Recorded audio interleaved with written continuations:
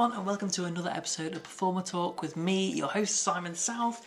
Welcome to the channel if you've never been here before, or if you've been here before, welcome back. Thank you so much for coming back, and I hope you're enjoying the videos so far and everything's going wonderfully for you. So on this video, we're going to talk specifically about style. What's your style? What I mean by style is how you present yourself to the world. There's multiple ways of doing this, as in whether you're casual or whether you're in a suit and tie and everything like that. But we're going to discuss all of those ways. So let's get into it now. So as I said, this time we're going to talk about style specifically and how you dress and how you look, how you present yourself and all that kind of thing. It's a pretty heavy topic, but it is very specific to people. So how I decided on how I wanted to dress was quite a curious experience. Obviously it depends on every single person, and how you dress depends on how people view you. So that is completely up to you. If you decide that you want to be a professional corporate performer, then maybe you wear a suit and a tie, but that suit is Armani and you spend like $2,500 on that suit, and the tie is, you know, at least 200 quid, and you know, all that kind of thing. If you want to be a street performer, then you will spend a lot of money on your outfit because your outfit needs to be unique to you. Like I've seen people that have waistcoats with tails on them. I've seen people that have outfits with massive shoulders on them. I've seen people that just wear tank tops. So yeah, depending on what it is that you do, you need to figure out how you're going to look. It's very important, really important. So what we're going to do is we're going to go through a load of pictures showing you how I looked and regarding how I look now, and when I go out and perform or when I present myself, and yeah, so let's get into it. So when I first started magic, I wore a black suit and a cerise shirt, and that was my thing. That was what I thought was going to be my thing. This is when I was about 14, 15, something like that. I did my first ever properly paid gig wearing this outfit, and so I thought, hey, there's my style. This is what I'm going to do forever. It looks chic, it looks cool, it looks okay, it looks really good. But back then I didn't necessarily have a character, and so then obviously it develops and you develop as a human being, and I reached the wonderful age of 16 and I bumped into a magician. Well, when I say bumped into, I discovered a magician on the internet, and he was wearing a trilby hat. And I was like, okay, oh, he looks really cool wearing his trilby hat. That's awesome. That's really, really good. So I added a trilby hat. And since then, I've never looked back from hats. Essentially, when I was a lot younger, I can't remember the exact date, but when I was a lot younger, I went to see the Blues Brothers in concert, and they had their pork pie hats, or their fedoras. I can't remember which one they are, but they had their hats, and it was like a felt, you know, terrible version. And luckily my dad and my stepmom at the time had purchased one for me as a little treat to go, oh yeah, awesome. I remember turning up to a gig, and if you watched the video beforehand about my residencies, I remember turning up to What's Cooking wearing this hat. And then I remember going to another residency, well, I say residency, I did two or three nights for them, and then it just kind of went downhill, and wearing this hat. And I specifically remember the manager of this place saying to me, it would look a lot better if you had a real hat.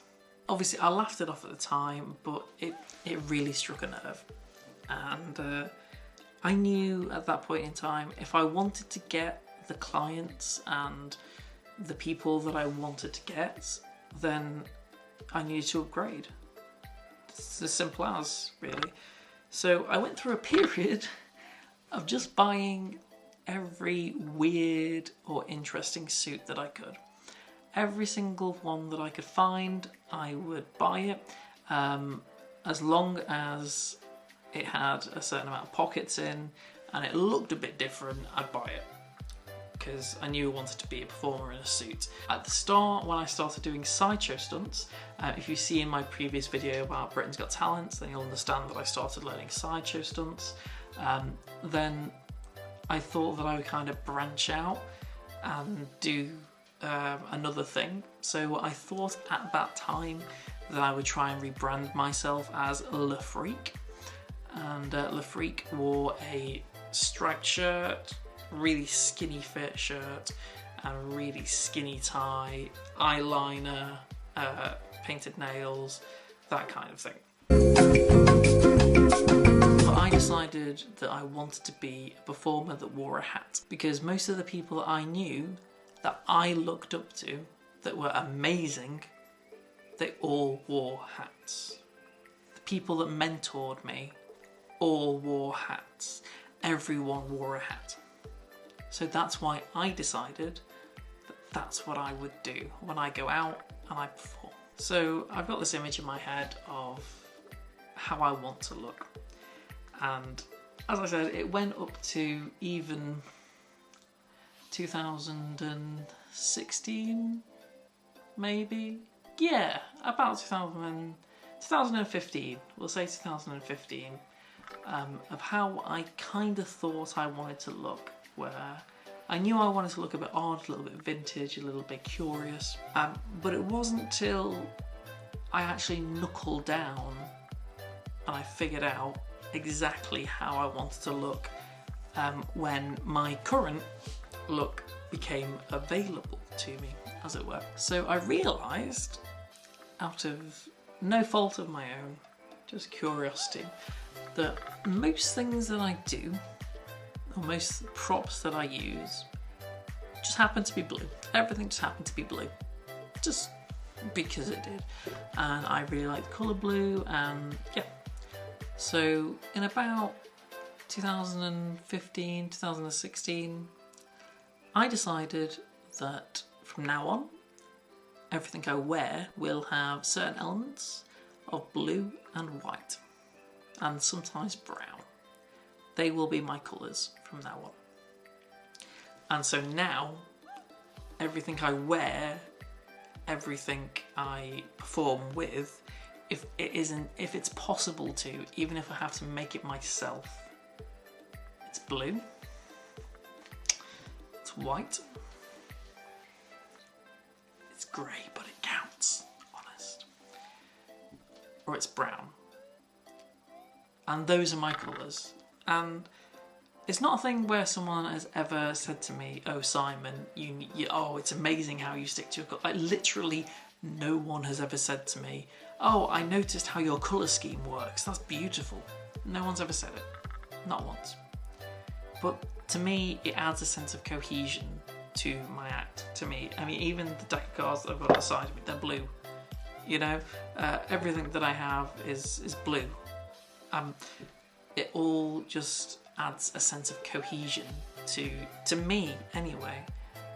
And also it helps me to figure out what things I want to do, how I want to look.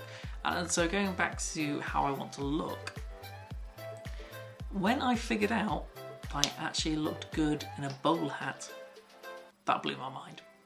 I knew that not everyone potentially did. I just tried one day. It was a black bowler hat that I got from a shop in Chester, and I was amazed how good I looked in the hat. I was just like, wow. And then I realised, this is my new thing. This is me. This is my new thing now. And so I became the guy with the bowler hat. So for the past 5 years, 6 years, I've been the guy that wears a bowler hat. And because I wear a bowler hat, automatically, and as well because of my general choice in style, as in I always wear a suit with a waistcoat and a tie, and everything else, and I have, you know, a little bit of beard going on, and all things, I just look a little bit odd. I look a little bit out there, and I don't look like your normal magician. And this is obviously, it's taken a while to get to this point. I'm not saying that you can suddenly decide overnight that you want to do this, this, and this, and it'll work. It probably won't. This is how I have developed my own personal style. And my own personal style is to be funny, look good, look stylish, look dapper. Everything that I do, no matter what it is, it has to fit the remit. So I think in my suit and my bowler hat and everything like that, I stand out like a sore thumb because I've developed the look. And the look of me, it's slightly modern, but also wearing the bowler hat and everything else, it's a bit vintage. So if I all of a sudden just grabbed my mobile phone and was like, oh yeah, pass me your phone, I'm going to do this thing, but it wouldn't work. But because of that then, that has given me the option to go, right, well I can't do tricks with this thing, so let me do tricks with this thing. And it's opened up so many more doors because I know now what I can't do, but I know even more what I can do. So yeah, there we go. There's a quick little lesson in style, or a quick little look into my life, how I developed my own personal style. If you enjoyed this, then please do give this video a little like. And please do comment and say, you know, hello, what you thought of the video, and if you want to see anything more about style or your own personal things like that, then please do let me know. I'll be really interested to hear your thoughts. And if you haven't already, then please do subscribe to the channel. That'd be absolutely amazing. No matter where you are in the world, have an amazing morning, afternoon, or evening, and I will see you in the next video. Thanks very much, guys. See you then.